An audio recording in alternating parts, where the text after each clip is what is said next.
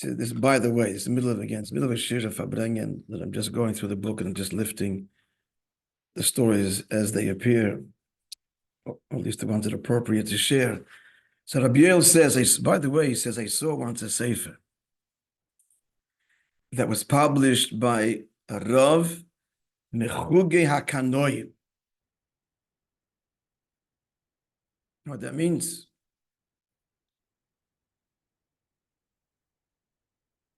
From the a kanoi, literally someone who is zealous for the glory of God, and it's a term that's used for the non-compromising approach in Yiddishkeit, the protest approach, the non-compromising on any level, and being public and vociferous about it, in decrying what is wrong. So this fellow wrote a book, and the book is all about Meiridin v'lei Mailin.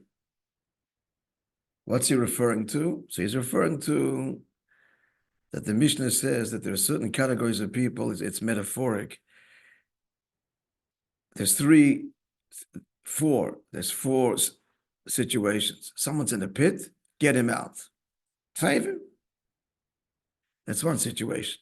He deserves and needs to be saved.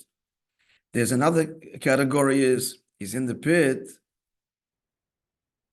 he fell in by himself, leave him.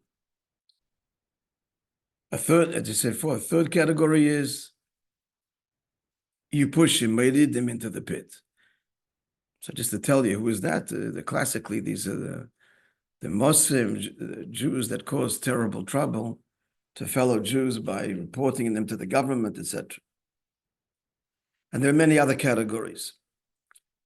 So this Kanoi, this big Rav, writes a sefer, a whole sefer, relating to nowadays, to whom does this Meiridin v'loi Mailin we push down metaphorically into the pit, and we don't bring up. And he writes, why is he writing the book? Because it's Negel Halacha L'Maisa. We're just learning about Mishpatim. So of all the Mishpatim and the Halachas in Torah, so it's this one. But this one, by the way, I'll tell you the end. Now, in his introduction, he writes and explains why he has to write about this serious subject. There were many G'dolei Yisrael that preceded him, but didn't write about it. So why is he writing about this? So he writes as follows. There were G'dolei Yisrael who were Go'onim in Halacha, but they lacked true fear of heaven.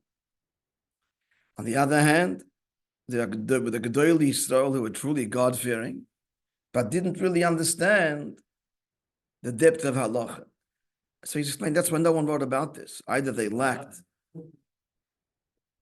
Yeah, he's being honestly humble, that he is both a scholar and God-fearing. But this is not the main point. The point is he goes on to say, there's the Lubavitcher Rebbe, who is both God-fearing and the Gaon in Halacha. So why doesn't he involved and speak about such a serious and important subject?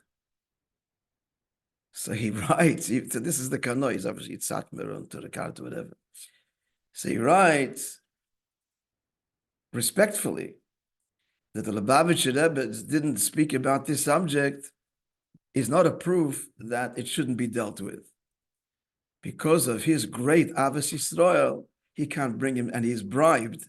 His Avos Yisrael bribes him, his love of his fellow Jews, Meshuchad, and he can't write about such a subject, notwithstanding there's a big gon, a big Yerushalayim. It doesn't mean that someone else shouldn't, and I'm there for filling the gap. Rabbi tells us with a smile, it's humorous, but it's also instructive. This halacha actually appears at the end of Shulchan Aruch. This halacha. They would often say, if I bring it, I don't know, but I know this was said to people in Yechidus.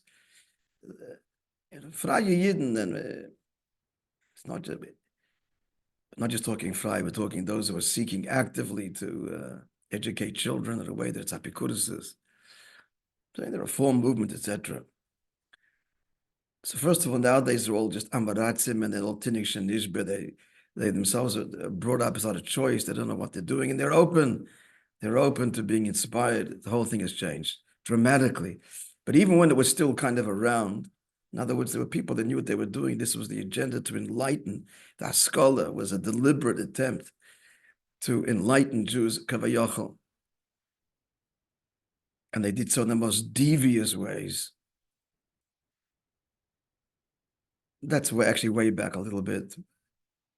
That's the time of the Tzemach Tzedek. Going back a little bit, Tzemach Tzedek waged an open war against them, as is the Alter Rebbe. It's a must reading to read as Tzemach Tzedek and the Haskalah movement. It's a hair raising. It's like it's a thriller. This was a real war, and the stakes were high. Especially the survival of Russian Jewry, because they got the government involved to back them and support them. Emancipation of the Jews.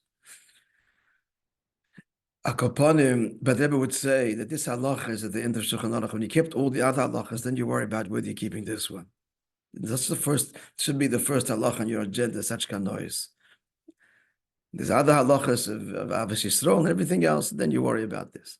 That's what the Rebbe told people I know in Yichudis. But anyway, again, today it's somewhat all changed. It's purely ignorance.